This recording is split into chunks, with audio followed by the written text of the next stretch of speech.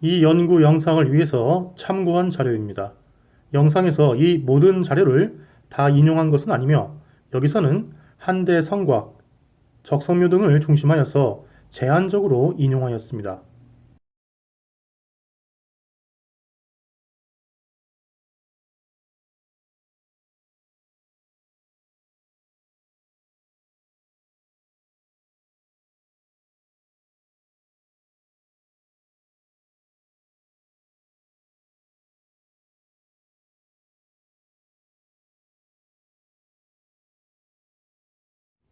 화면에 제시한 지도에서 노란색은 한나라, 보라색은 토착세력, 연청색은 고구려 성곽입니다. 네모는 평지성, 세모는 산성입니다. 연청색으로 표시한 고구려 평지성은 국어학계에서 대체로 기원 후 3, 4세기 이후로 평년하고 있으나 평지성, 구체적으로 방형 또는 장방형의 평지성이라고 하여서 모두 한나라 성곽이 아님을 알려드리기 위해서 표시하였습니다. 또한 고구려 평지성이 그 연대가 한나라 평지성에 비해서 수세기 이후라고 하나 그 분포가 대체로 압록강과 동거강 등 원고구려 세력권을 중심하여서 그 서쪽에 한나라 성곽의 분포지와 비교적 구분됨을 보여드리기 위해서 표시하였습니다.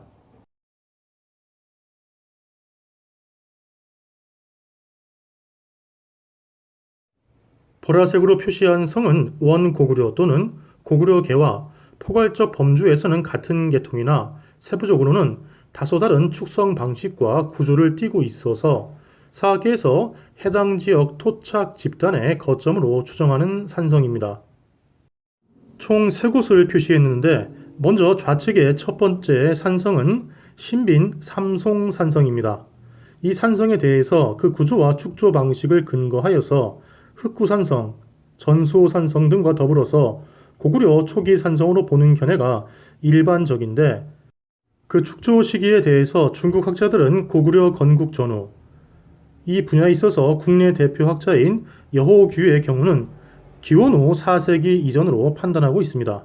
그런데 이 지역이 양맥 지역에 해당하는 점에서 양맥과 관련이 있는 성으로서 고구려가 이 지역을 차지한 후에 계속하여서 사용하였다고 보는 견해가 사학계에서는 일반적입니다.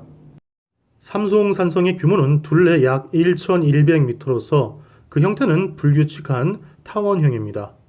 삼송산성의 아래에 인접해 있는 다른 보라색 성은 신빈 태자성으로서 둘레 1425m이며 내성과 외성으로 구성되어 있습니다. 태자성은 내성과 외성의 축조 방식과 시기가 서로 다른데 내성이 먼저 축성되어서 한동안 사용되다가 뒤에 가서 외성이 축조된 것으로 분석된다고 합니다. 내성은 고구려 초기의 산성과 유사 동질하고 외성은 고구려 중기의 산성과 유사 동질한데 내성의 경우 고구려 건국 전후 시기, 외성은 기원 후 3세기경으로 그 축성 시기를 추정하고 있습니다. 태자성 역시 양맥 지역에 해당하는데 삼송산성과 마찬가지로 본래 양맥이 축성하여서 사용하던 것을 고구려가 차지하여서 사용하였다고 추정하고 있습니다. 태자성의 바로 남쪽에 있는 노란색 산성은 본계현에 있는 구룡산성입니다. 이 산성은 둘레 317m로서 비교적 규모가 작은데 청동기 시대, 한나라 때 그리고 명대 유물이 출토되었습니다.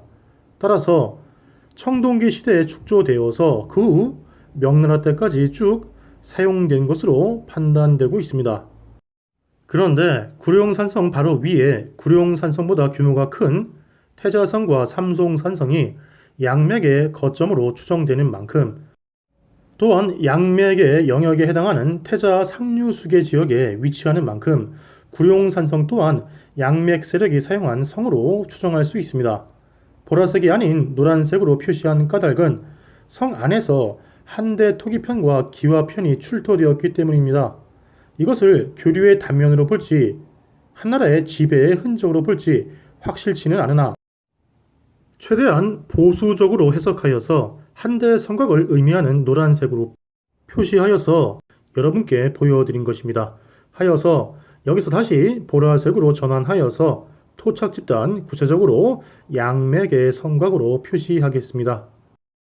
우측의 마지막 보라색 삼각형은 무순시 청원 만족자치원 남산자 산성입니다.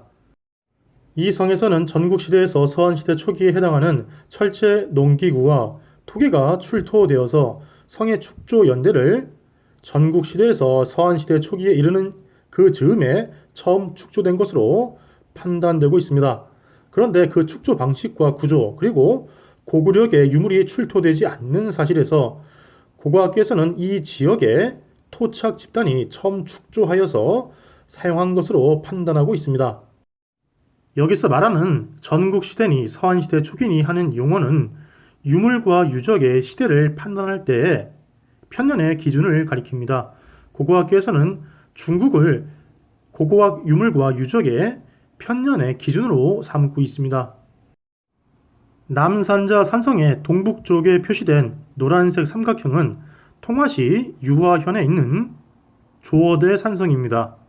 학계에서는 전국시대에서 서한 시기에 중국에서도 이와 같은 규모의 성곽 내지 성부를 축조한 사실과 성내에서 이 시기로 편년되는 청동 화살촉 등이 출토된 사실을 근거하여서 서한이 쌓은 성부로 추정하고 있습니다. 그러나 그 인근에 유화 대천한 유적, 매하구 근가구 유적, 매하구 영안천 유적, 반석 이수상 등 유적 등 청동기 시대에서 초기 철기 시대에 해당하는 토착 집단이 남긴 유적과 그 유물이 존재하고 있는 사실로 볼 때 조어대 산성 역시 한나라가 쌓은 성곽 유적이 아니라 청동기 말기에서 초기 철기 시대에 해당하는 시기에 그 지역에 토착 집단이 남긴 성곽 유적으로 봐야 할 것입니다. 삼송산성, 태자성, 구룡산성이 포함된 저 태자 상류 지역은 양맥이 있던 곳으로서 양맥은 서기 14년에 고구려의 공격을 받고서 나라가 멸망하였습니다. 양맥은 나라가 멸망하기 전에는 전한과 고구려의 이중 복속 내지 기미 통치를 받고 있었을 개연성이 있습니다. 북쪽의 남산자 산성과 조어대 산성 역시 토착 집단이 쌓은 산성인데 이들 지역이 한나라와 어떠한 관계를 맺거나 교류를 하였을 것은 충분히 추정 가능하지만 이들 산성은 그 규모가 작고 이들 주변 지역에 토착 집단의 유적이 산재해 있으므로 이곳에 현도군의 현성이 있었을 개연성은 극히 적습니다. 사학계에서도 이곳에 현도군 현성 등 한나라 행정지를 비정하고 있지는 않습니다. 자, 이들 토착 집단 계통의 성곽을 제외하면 무순시 신빈 영능진 고성에서 통화시 통화연 평강산 고성까지 한데 평지성 및 산성만이 남게 됩니다. 이 범주의 남쪽으로는 한대 성곽 유적이 전혀 존재하지 않습니다. 자, 이 파란색 범주가 현도군 영역의 관건입니다. 이 밑으로는 한대 성곽, 주거, 무덤 등 관련 유적이 전혀 존재하지 않기 때문에 만약 사학계 통설대로 제1현도군, 제2현도군 하는 식으로 시기별 퇴축에 따른 영역을 구분해야 한다면 이 파란색 범주가 가장 이른 시기의 현도군, 즉 제1현도군에 해당하는 영역이어야 할 것입니다. 그런데 통설에서는 이 범주에 제2현도군 시기에 고구려 현과 상은태현을 비정하고 있습니다. 이번 영상의 목적은 이 파란색 범주에 있는 사학계 판단 한대 성곽이 제2현도군 시기에 해당하는 기원전 75년부터 기원 후 105년까지 그 기능을 유지하면서 존속할 수 있었느냐 하는 여부를 검토하여서 이 파란색 범주를 깨트리는 데에 있습니다. 자, 여기서 영능진 고성 북쪽에 위치한 삼도보 동산성은 고구려 계통의 토서 건축 산성입니다. 성은 약 300평 정도로서 아주 작은 규모이며 성내에서 전국시대부터 명나라 때까지 유물이 출토되었는데 고구려 유물은 출토된 바가 없고 고구려 산성과는 위치 선정이나 구조 등에서 상이점이 있어서 고구려 산성으로 볼 수 없다는 견해도 있습니다. 그렇다면 토착계 집단이 쌓은 산성으로 볼 여지가 있습니다. 한편 이 주변에 이러한 작은 산성이 많이 분포되어 있는데 영릉진 고성 등 중심성의 위성이거나 봉화대와 관련돼 있을 것이다 하는 추정도 존재합니다. 따라서 한대 성곽이라고 확신할 수도 아니라고 볼 수도 없고 영릉진 고성과 백규보 고성 등 보다 규모가 큰 인접성과의 관계도 속에서 성격이 부여 또는 규명될 수 있기에 이 검토에서는 제외하겠습니다.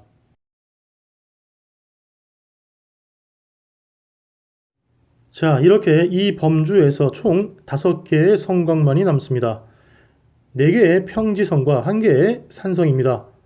영릉진 고성은 제2고구려현이 비정되어 있고 적백성 고성은 제1 및 제2 현도군 시기에 상은태현이 비정되어 있으며 자안산성은 중국 사학계 통설에 의해서 동시기 상은태현이 비정되어 있습니다.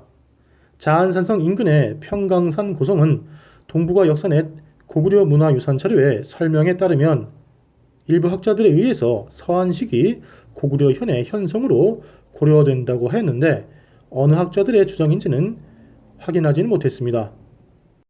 자, 여기서 특히 주목해야 할 사실이 있습니다. 이 범주의 성곽들이 2가지 정보에 의해서 구분, 단절된다는 점입니다. 하나는 지형, 다른 하나는 초기 적성묘의 분포입니다. 먼저 지형을 보면 영릉진 고성과 백기보 고성은 그 동쪽의 자안산성, 평강산 고성, 적백성 고성과 바로 분수령에 의해서 구분, 단절됩니다. 분수령은 서로 다른 물줄기의 발원처가 되는 산악을 가리킵니다. 서쪽의 호나수계 그리고 동쪽의 동가강 수계가 이들 두 지역의 사이에 있는 분수령에서 갈라져 나갑니다. 분수령은 당연히 두 지역을 구분하는 천연의 장벽 내지 장성 구실을 합니다. 다음으로 초기 적성묘의 분포입니다.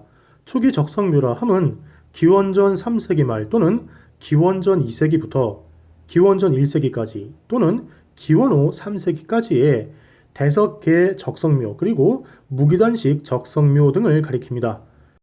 동가강과 압록강 수계는 모두 기원전 1세기 이전에 이러한 초기 적성묘의 분포 및 그 이론화가 완료되었습니다.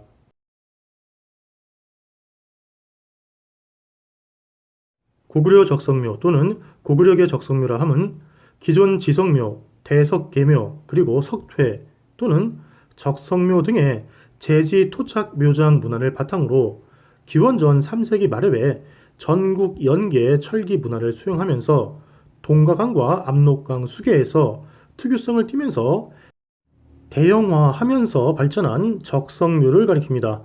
뒤에 서안평을 검토할 때 조금 다루겠지만 초기 고구려계 적성묘는 그동안 알려진 바와 달리 청천강과 대동강 상류 지역뿐만 아니라 대동강 하류에 해당하는 현 서북한 평양 지역에서도 관찰됩니다. 고구려 적성묘의 기원에 대해서 우선 기원전 8세기에서 4세기 기간에 현 요동반도 남부에서 유행한 적성묘 문화, 그리고 현 단동시 일대와 그 서쪽의 수안 만족자치령 일대에서 관찰되는 기원전 4, 3세기의 석퇴, 즉 돌더미 무덤 문화와의 연관성에서 논하는 주장이 있습니다. 요동반도의 적성묘 문화가 단동시 일대를 거치면서 청동기 말기에 해당하는 석퇴 문화를 만들었고 압록강 중상류 유역에 도달하여서 철기 초기에 해당하는 고구려계 적성묘 문화로 발전했다는 주장입니다. 단동 지역을 거치지 않고 곧바로 압록강 중상류 유역에 도달하여서 고구려계 적성묘 문화로 이어졌다는 주장도 있습니다.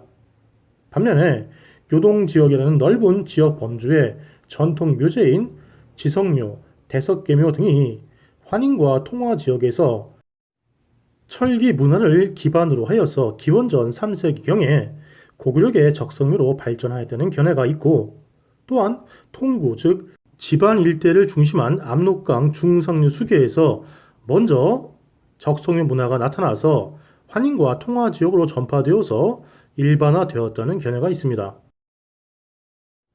오늘날 사학계에서는 대체로 환인 또는 집안 일대에서 기원전 3세기에 전국 연계 철기 문화를 수용하면서 지역 문화와 정세가 변모, 성장하였고 강력한 위세를 지닌 제지 집단이 등장함에 따라서 그 지역에서 제지 토착 묘장 문화를 바탕하여 대석계묘에서 대석계 적성묘 또는 무기단식 적성묘로 발전하였다는 견해가 주류설로 자리 잡고 있습니다.